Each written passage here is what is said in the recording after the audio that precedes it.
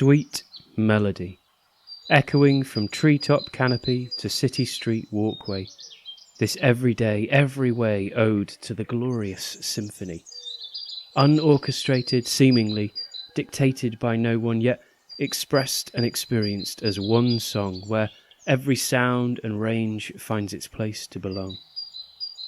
Nature's anomaly, maybe, coincidence of circumstance or masterpiece of genius. Only stop to listen when all else comes to silence. Let the choir have their say. For what reason is a song brought forth? Why not a shout, a cry, a roar?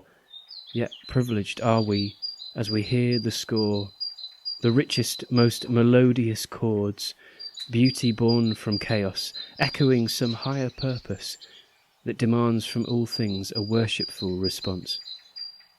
All around us, running even through our memories, subliminal, always original, that soul track, soul hack, feeding the empty soul's lack, made to stir within us, to bring a cooling of the soul back.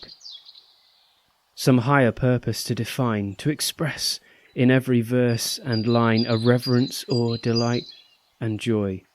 A message from created to creator, made to maker, in every breath, in every move, in every way. Life, existence.